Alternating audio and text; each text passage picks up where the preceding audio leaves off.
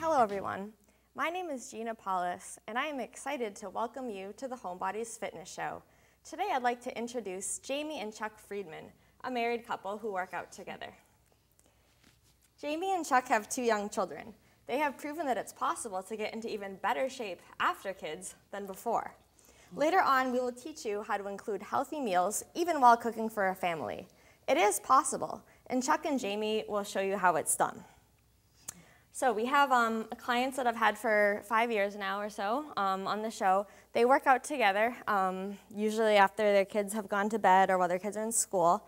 And today we're going to show you some different variations that both men and women can use to work out.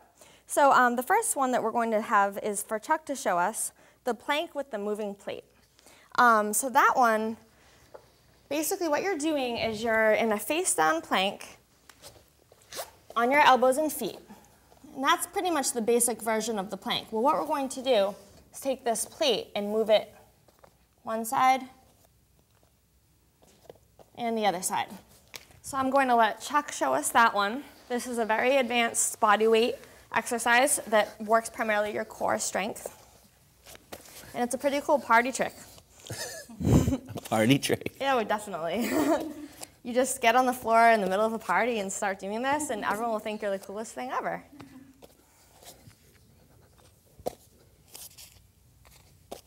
Very nice. You can see him shaking a little bit, which is perfect. That means he's working very hard at that exercise. Just do one more on each side, Chuck, and we'll be all set with that. Nice. That was great. Thanks.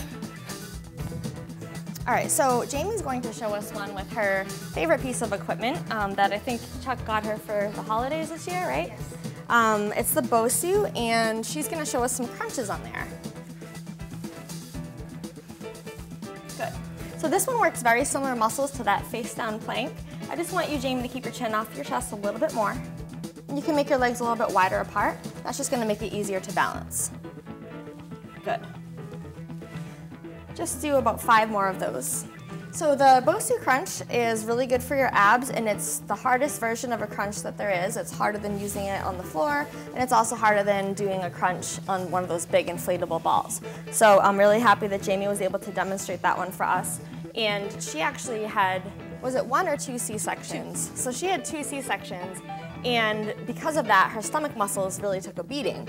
So the fact that she's able to get to the point and do those is really great. So now we have another actually party trick one. And this is going to be for Chuck, the starfish side plank. Okay, so we're going to just start out with holding that one for him. So go ahead and show us that. So what you're on one hand, you're on one foot, and the name kind of describes what you end up looking like, which is kind of like a starfish. He's got his shirt looks like a starfish being yellow, but I don't know the pants, the gray, not quite, but so that's great, so that's awesome. Now some people, they can't do both sides on this. I'm not sure, have we done the other side with you? Let's give it a try. Let's give it a shot, okay. The worst that will happen is the starfish will take a little tumble on the floor.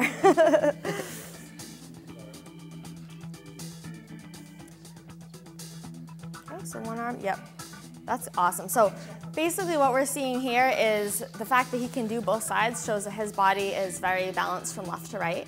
A lot of people have trouble with what they call their bad side, but it looks like he can do that very advanced move on both sides, so that's really good. All right, so going with the animal theme, we're gonna do penguin side step next. This is Jamie's favorite. For some reason, she just loves doing this one, so I try to include it in all of her workouts.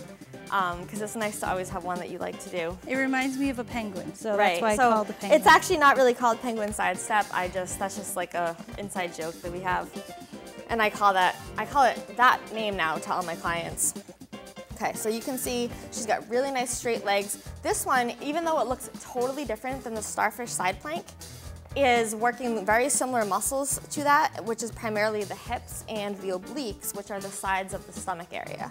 So I'm just going to have her go back one more time back and forth because she's got such great form. We want to take a look at this.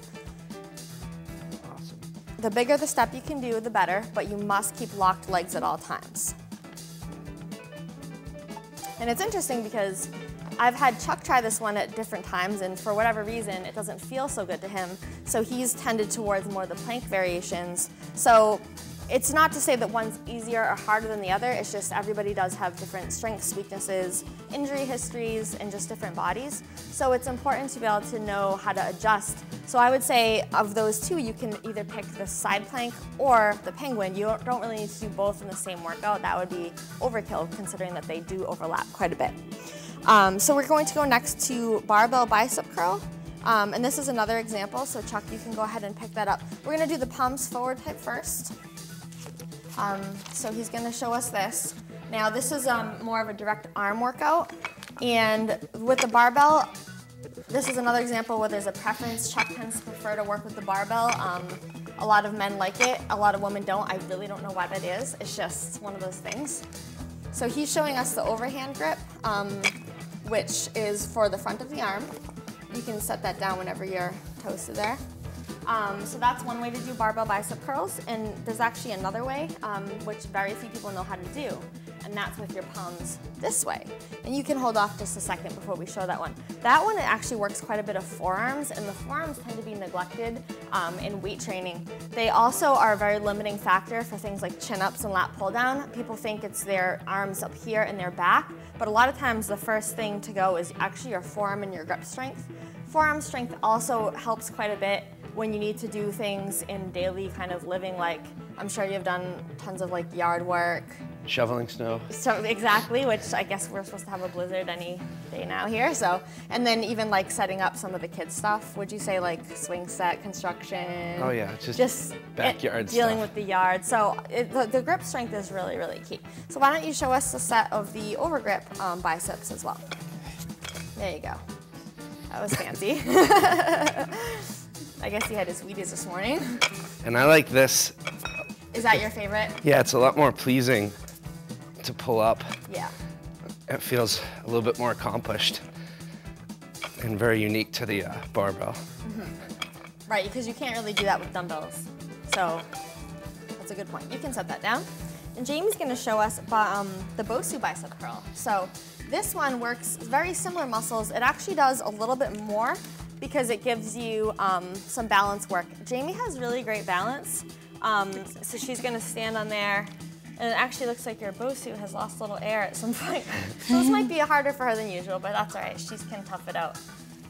Sometimes when they deflate, when it's like a lot of temperature changes, they get a little bit deflated, but she's doing awesome. So this is forcing her, you can see her feet wiggling around. It's forcing her legs and her core muscles in her stomach to engage while she does the curl. Nice job, Jamie. Do a couple more of those. Very good. So this particular bosu has handles attached to it. They don't all have those, but I think if you're gonna buy one, I recommend getting the handles. You guys have been pretty happy with it, right? Oh yeah, we love it. It's just a very versatile piece of equipment.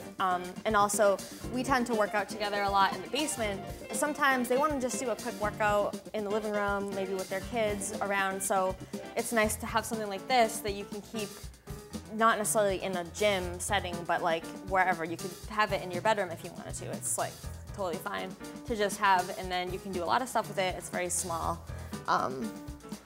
Okay, so the next one we're going to go to is another barbell, and Chuck's going to show us the overhead shoulder press. Now, Chuck, we have the option of sitting or we can stand. What do you feel more comfortable with?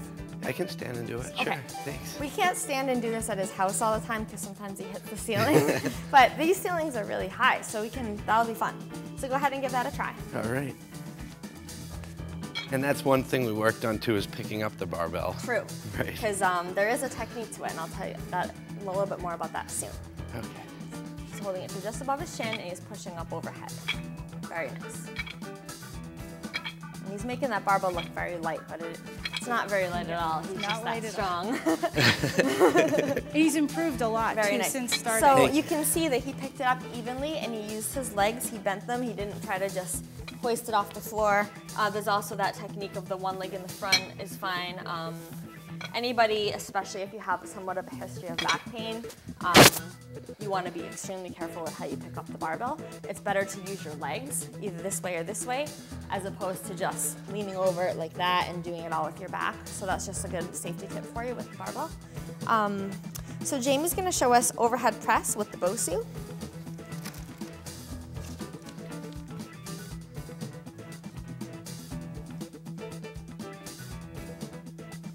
Very nice, Jamie. Now Jamie, make sure your elbows move up and down a lot. Yes. Very nice. She's got really amazing balance. And that's what I like about it, because it's multitasking. Yes, and we had talked about the fact that sometimes she almost would rather do something that's even more difficult because it is more, I guess, interesting versus something that feels too easy and it almost is boring, I think. Yes. So, nice. Awesome. So it's almost like you're so distracted by having to balance on the bosu that it's like you almost forget you're working out. Oh, absolutely. And that's, I think, what she likes about it so much. So it is important to find what you like, and even like with me being their trainer, yeah, I mean, I tell them what to do, but I also want them to tell me, hey, I don't like this one kind of hurts my back, this one feels better to me. Because really, if you hate what you're doing, you're not gonna wanna stick with it. So, I mean, do you feel like that has been a big factor for you guys to be able to stick with it this long? Oh, absolutely. And also, you make us want to do it. You don't want us to just say, forget it, I don't want to do it. Because there's some trainers out there that will just push you to the limit, and then you feel awful afterwards. Oh, really? Yeah. So have you ever gone through Oh, yeah. that? Yes. So. I think there's sort of, what you've taught us is there's a tolerable ache when you're first starting to do an exercise because your body's getting used to it and sort of preparing for the workout, but then there's a pain. And if that happens, we want to avoid that. Yeah, exactly. Like the difference between bad pain and good pain, I guess. And it can be a difficult thing to figure out. But, you know, like even we're all in our 30s, and it's like that's when I think when it starts, we really have to realize how to take care of yourself. Because, you know, if you don't take care of yourself, you'll end up with all these injuries as you get older, and that's just, nobody wants to have that. So it's important to learn how to deal with that. I think you mentioned it too when we tried to do the penguin. Yeah. That was actually really uncomfortable for me and left me with some soreness. So Right. it's good that you have such a great arsenal of other workouts to do that can address those areas if a certain form doesn't work for you. So I think knowing what's possible and what you could do to address those areas is great. Yeah, and I've worked very hard over the years to make sure I do have that arsenal so that I can, you know, work with people. So what you see today is kind of like a 5-year-long experiment of how to like work out without being in too much pain and all that. You know, we're still getting the results that we want. So the next one we're going to look at is a pretty fun one. This is potentially one you could do with your kids too, especially, they're probably getting to the age now where they can help you out with this. We're gonna do the sit-up toss with the medicine ball. So I will do that one with Chuck. You can just lie right on your back right there. So you need somebody to step lightly on your feet, and he's gonna sit up, and I'm gonna toss it to him, and he's gonna sit up and toss it to me. This is a 10-pound medicine ball. You can definitely start with a lighter one if you have to. And this is an explosive abdominal move. Let's just do 2 more. So the fact that he's sitting up and it's not like he's tossing it super far, but he is, nice. So he is kind of accelerating into the sit-up. And that is a more thorough workout for your muscles when you do that. And you tend to feel the burn the next day a little bit more. So actually you can stay right down there. I'm going to have you do the 1-arm medicine ball toss next. So go ahead and go on your back. All right, and pick an arm to start. Do the right one. We'll do about 10 on each side.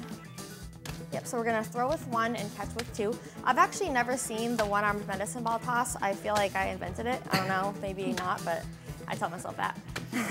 But I always like to think when we're doing something, what can we do next? Like, what's the next step? And this is one when you first suggested it, I did not think it was possible, because up until this point we had just done the 2-arm. Yeah. I'm Go ahead and switch arms. And especially anyone that's played a ball sport growing up and still today is gonna feel like the bad arm, as they call it, is just gonna be ugly. But he is a very good example of how you can become pretty even from side to side. And when he's finished with that, we're gonna have Jamie do the 2-armed one, which is typically the one I use. I only go to the 1-arm for the more advanced or the stronger people. Jamie probably could do it, but we're gonna let her show the 2-armed one too, just so that the beginning viewers at home can see. Now I do suggest when you first do this one to be very careful about the fact that the ball can fall on your face and hurt you. That has happened before to some of my clients. It falls faster than you expect it to. So you need to basically leave your hands in front of your face and make sure that you know how fast that ball is going to come down. So the idea with this one, you can just do a few more of those, Jamie. You want to keep the even pressure when you push, and you want to have form to it. Like she's got her elbows slightly apart, that's fine. Some people do the elbows here, but you don't want one arm up, one arm down. It's not like a basketball free throw. I mean, we're trying to keep everything even, just like you would on anything else. And they make it look really nice, and the form is really good. But I'll tell you, when a beginner tries it for the first time, it doesn't look anything like that. Plastic, and they'll drop the ball and everything like that. It's fine as long as you're not going to injure yourself. It takes a while to get up to the point that these two are at with it. So really with all of those exercises we've just covered, hits pretty much every part of the body in different ways. They're more dynamic, they're a little bit more balance oriented, so they're fun ones to include, and they make sure that you have what we call functional fitness, meaning that you're able to do things that like daily life stuff requires. Like it's not sitting in the Nautilus machine pushing with your legs in a machine. You're like moving and catching and balancing, and it's all really good stuff, especially, how old are your kids now?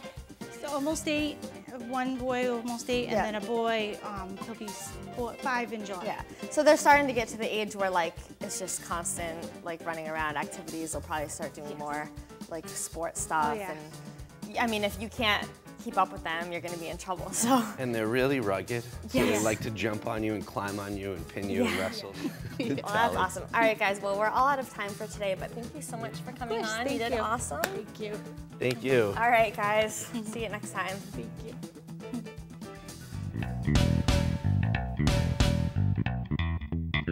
you.